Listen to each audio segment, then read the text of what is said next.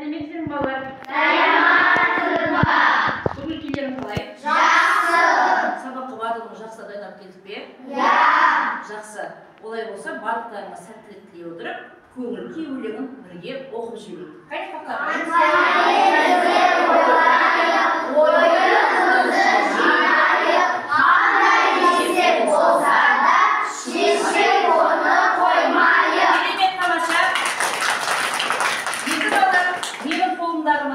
тақтайшадағы қима қағаздарын бір-бірден. Бұл жерде қима қағаздары әртүрлі пішінде. Жылдам жыламасай. Тез-тез. Қолдарын созып жылдам жыламағыз. Уақытымыз шектеулі. Жылдам жыламай отырамыз.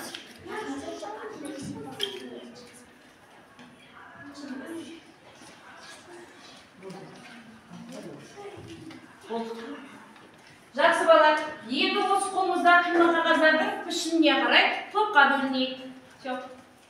Бөлініп отырдық. Енді жаңа қолымызда қима қағаздарды біріктіріп, бір сурет құрастырамыз.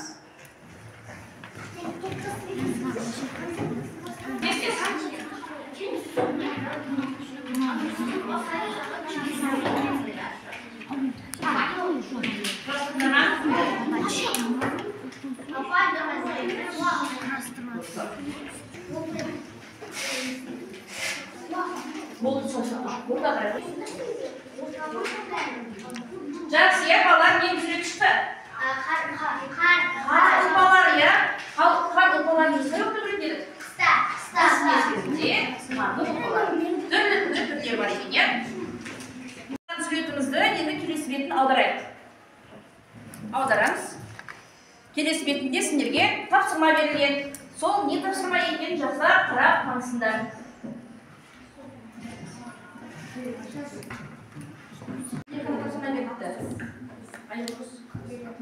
Не ол күрделі? Сол тұрады өздерім айтасыңдар. Бетінен шыққан тапсырмалар бойынша таныс болдыңдар ма? Онда бір ауыз түсіндіріп жіберейік. Бірінші топтан кім жауап береді? Ерали, айтамыз, қандай тапсырма берді сендерге? Жай теңдеу.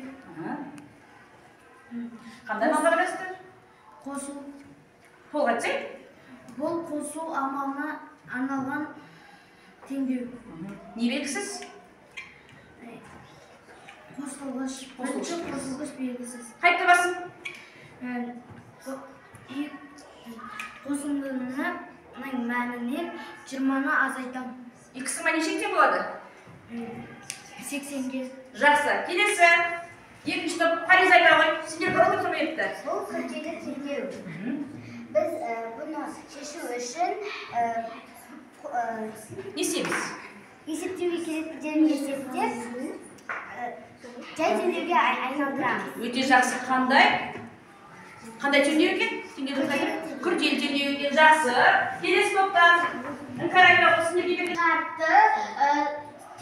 шартты жауабы шешуі болады. Тек қана есептің шарты, жауабы шешу боламақ. Не қалып бітті балар? Сұраға болады екен. Жақсы отырыңдар. Енді балар. Бүгінгі біздің сабағымызда біз қандай тапсырмалар орындауымыз мүмкін? Дұрыс айтасыңдар. Балар. Бүгінгі сабақта біз теңдеу шешеміз, күрделі теңдеулерді шешеміз және есептерді шешуі, теңдеу құру арқылы шығаруды пысықтап үйрететін боламыз. Балалар, өте керемет. Енді балалар, біз қазір мына жерге келіп, үстел үсті асық ойнайық. Шарты, менің қолымда тұрған көбекті шертемін. Жоғарыға қандай түсті асық түседі, сол асықтың тапсырмасы бар. Аламызда тапсырмасын орындаймыз, және соның астында жасырынып тұрған ұлттық құндылықтарымызға байланысты суреттердің не сурет екенін шама түсініктеме береміз. Дайынбыз ба? Кімнің қане асық ойнына шыққысы келеді? Асық түсетін жібер. Қандай сары түсті асық түсті? Тапсырмасы бар. 8-ге 5-ті көбейтсек 40. Дұрыс айтма балалар? Жақсы, тамаша. Енді саған қандай сурет түсіп тұр? Ненің суреті мынау? Тақия. Тақия. Бұл тақияны қай уақытта киеміз көбінесе? Кімдер киеді? Ұлттық адамдар келді. Ұлттық мерекеде біздің ағаларымыз, бауырларымыз келді. Тақия екен, жақсы отыра ғой. Өте жақсы керемет. Келесі ұлттарға шаттық ойынға. Келесі және шыға ғой. Қане асық чертіп жібер. Қандай түсті асық? Сары түсті ала ғой. Тапсырмасын оқимыз. 18-ге бөлеміз 2 тең 6. 18-дің x-ке бөліндісі 6-ға тең дейді. X-ің мән нешеге тең? Балалар дұрыс ма? Дәлел жауабын өте керемет шапалақтап қошемет жасап қоямыз. Қандай ұлттық құндылық қандай сурет екен? Нені суреті? Домбыра. Домбыра. Домбыраны біз білеміз ба? Не ол домбыра деген? Домбыраны тартамыз. Музыкалық? Аспап екен, жақсы отыра ғой. Келесі, әйкен келе ғой.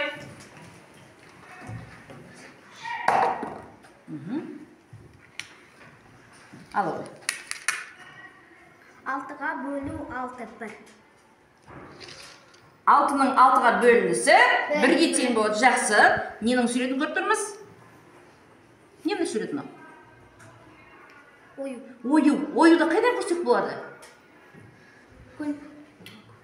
Көлбеде. Көрпешенің бетінен. Тақда? Жастықтан. Жастықтың өте жақсы керемет балалар. Тамаша. Балалар, келесі біздің тапсырмамыз пирамида құрастыру ойыны екен. Пирамида деген сөзді естіпедіңдер? Қандай бейнелеу өнердің қай өнер түрінен біз пирамида туралы айтып едік? Қай өнер түрінен? Еңбек сабағынан. Еңбек сабағында еске түсіреміз, иә? Сәулет? Өнер тақырыбында біз пирамида құрастырып көргенбіз. Ол жерде түрлі кірпіштен, әртүрлі құрылыс материалынан пирамида құрастырса, біз бүгінгі сабақта мынандай математикалық, геометриялық фигуралардан пирамида құрастырып, тапсырманы орындайды екенбіз. Өзі жақсы, осы жерге қазір менің алдыма Ерхан екен. Одан кейін Сырым келе ғой. Екінші топтан Нұрғиса шық, Мағжан шық, Кәусар шық. Әзімхан Кәусар. Үшінші топтан Жансерік шық, Нурик шық, Медина шық. Нәжіге келеміз оқтаға. Нәжіге дөмбелен тұра қаламыз, тез-тез шынберін мойнат тұра қаламыз. Жылдан, иә? Қош Ерхан жүргей сал. Шолар жүргей қош. Сәл кеңірек тұрамыз. Сәл кеңірек тұрамыз. Қазір менсіндегі қолдар бар. Қане қараймыз. Балалар, мына менің қолымда әртүрлі геометриялық фигуралар бар. Бірақ олар жүргіміз фигураға назар салмаймыз. Сандар қыстырылған, сол сандарды бір-бірден ала қоямыз. Жылдан. Бір-бір фигураны аласамыз. Тез-тез. Бір-бірін аламыз. Аламыз. Енді санымызды маған қаратамыз. Санды ортаға қаратамыз. Дұрыс. Сенде қандай сан екен? 4 саны. 6, 30, 8. Bir қаратсақ көшір маған. 32, жақсы. 7, 5, 9. Енді бала қараңдар. Ойынның шарты қандай? Көсір. Ойынның шарты. Өзара байланысты 3 санды тап дейді. Өзара бір-біріне байланысты 3 санды тауып бірге іштесіз. Қандай сандар? 4 пен 8-дің көбейтіндісі 32. Өте тамаша. Тез-тез біз алдыда қосылған тапсырмалар орындаған болатынбыз. Кәне? 5 пен 6-ның көбейтіндісі 30-ға тең. Өте жақсы тамаша. Мына жерге келеміз. Отырмаймыз. Сендер? Тағысын жоқ мына жерде. Жоқ, қыстырма. Кім артысың?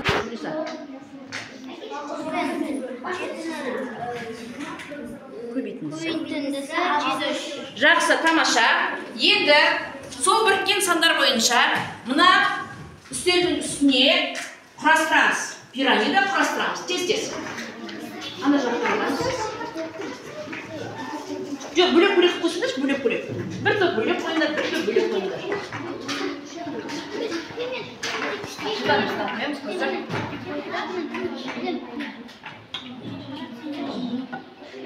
Керемет.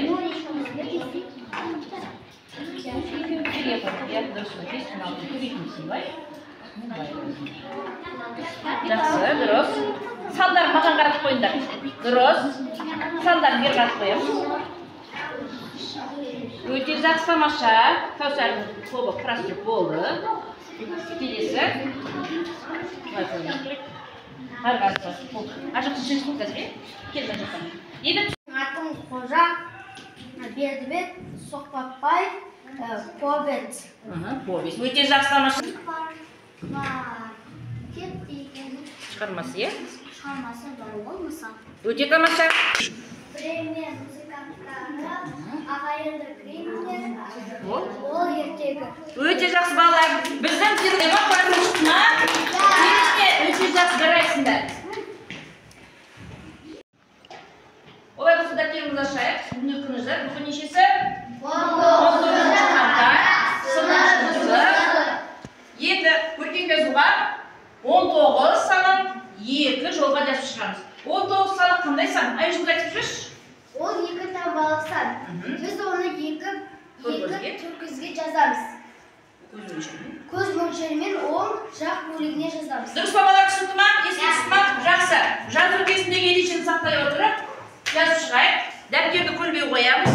Денемізді тік ұстаймыз, партаға жатпаймыз. Әдемі жазып шығайық.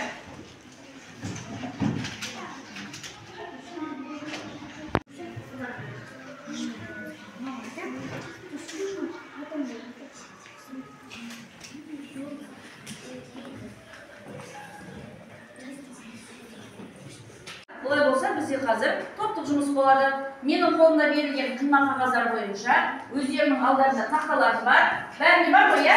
Маркеріміз бар. Осыменен топтық жұмысты орындап жіберейік. Топпен жұмыс жасау кезінде ережесіне түсіріп жіберейікші. Топпен қалай жұмыс жасаймыз?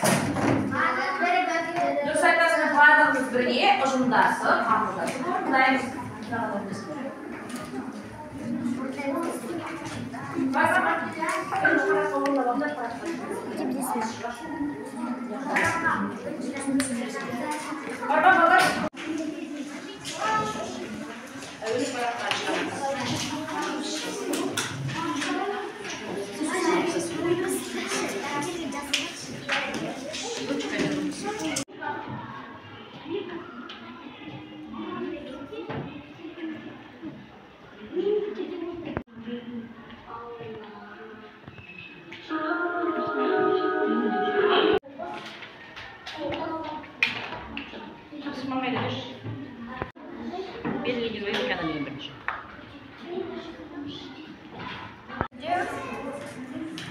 Компоненттері бөлінгіш, бөліндінің мәні. Не белгісіз? Қай компонент белгісіз тұр? Бөлгіш. Бөлінгішіміз 15 пен 3-тің көбейткісізден ғой. Бөлгішіміз белгісіз. Ең алдымен қайт не істейміз? Күрден шеш не істедің? 45 қайдан шықты? 15 пен 3-тің көбейткісі 45 кетеді. Не істедің? Шантайт жататын дұрыс. Қайтып ұқшандардың енді сонда айтсайық? 15 пен 3-тің көбейткісі 15 пен 3-тің көбейткісі 45 шықты. Сөйтіп мен оны жай теңдеуге айналдырдым. Дұрыс айтасың. Ал енді бізге бөлінгішіміздің мәні белгісіз. Біз 45 пен 9-дың бөлінгісі 5. Тексереміз. 5-тің бөлінгісі 9. Өте жақсы балалар. Жарайсыңдар. Күрделі теңдеу. Біз күрделі теңдеуді бірінші жай теңдеуге айналдырып аламыз. Сосын оны күрделі теңдеуді есептеп алып, жауабын шыққанын тексереміз. Қаншаға тең болды мәні? Мәні 500-ге тең болды. Жақсы. Өте жақсы, тамаша. Керемет.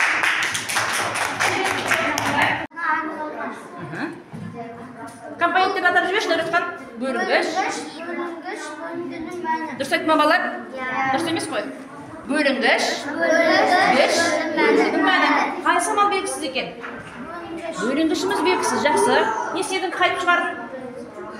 25-ті мәні 15. Қандай теңдеуге айналды?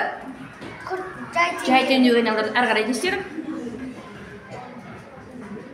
Не істедің? 6-ты көбейттім 15-ке. Содан? 900. Дұрыс шықты ма бала теңдеу? 60 пен 15-дің көбейтіндісі 900-ге тең болды ма? Жақсы, дұрыс айтасыздар, өте тамаша. Шамалы болса да бойымызды сертіп алайық, орнымыздан тұрамыз. Мына слайд тақтасына қарап, бірге қимыл жасайық.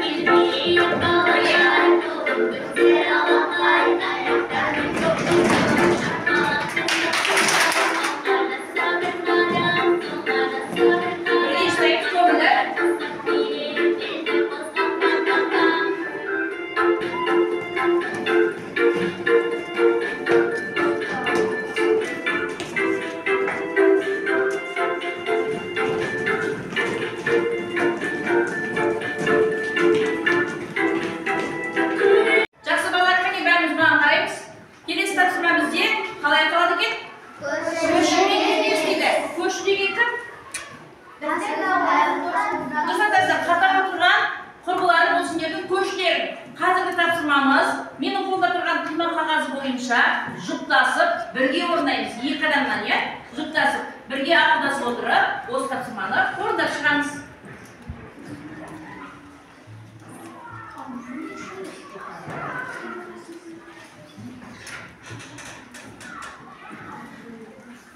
Жұптасамыз.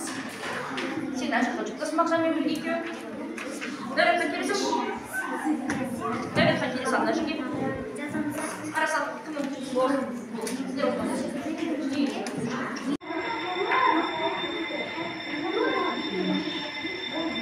Не? Bölüngüç 33, bölgüç 4, bölüngünün мәні 8, қалдық 1, bölüngüç 66, bölgüç 7, bölüngünün мәні 9, қалдық 3. Өте жақсы тамаша жаңайсыңдар. Айтекене, бөліктің жұмысы келесі. 29, bölgüç 6, bölüngünün мәні 9, қалдық 5, bölüngüç 23, bölgüç 4, bölüngünün мәні 6, қалдық 1. Өте жақсы тамаша. Жақсы балалар, енді бүгінгі сабақ бойынша өзіміз домбыра әдісін бағалап көрейік. Домбыраны қарайықшы. Қандай балдық жүйемен орналасқан екен шегі? 10 балдық. Өздерінің әркім өзінің бүгінгі сабақта көрсеткен білімі қаншалықты деңгейде бағалайды екен, сол жерге ручкамен қолымызды көрсетеміз кәні. Қандай баға қоясыз? Жәксер қандай бал алдың бүгін өзге? 7 бал дейді. Расул? 8 бал. Іңкәр? 9 бал дейді. 8 бал қоям дейді. Кім десең 10 бал алып жүрдің? Ерасы кім? Ерали. Неге сен өзіңе 8 бал қойып отырсың? Мен өткен күрделі теңдеуден шатасып кеттім. Жақсы, алдағы уақытта не істеуім керек шатаспау үшін? Қайталауым керек. Жақсы, өте жақсы, керемет. Мақшан қандай бағдармен бағалады? 8 бал дейді. Іңкәр? Алина? 7 балмен дейді. Жақсы, тамаша, керемет, олар? Сендер өте тамаша, белсенді сабаққа жақсы қатыстыңдар. Кейбіреулерің шатастыңдар. Алдағы уақытта сондай шатаспас үшін көбірек дайындалып үйден күрделі теңдеуді шешіп қолдан тағы қайталап береміз. Жақсы ма? Енді алдарымызда мынандай асықтар терілген. Міне асықтарымыз. Қазір тоқтарға танытып беремін. Осы асықтың келесі бетін ашсамызда өзіміздің атымызды жазып, және бүгінгі сабақта алған әсерлерімді осы жерге қысқаша түрде жазып қойыңдар. Осы асықтарды сандықшаға жинаймыз. Мысалға сандықта келеміз, салып қоямыз. Мен кімнің қандай әсерде болғанын осы асықтарды қарай отырып білетін боламын. Тапсырма түсінікті ме?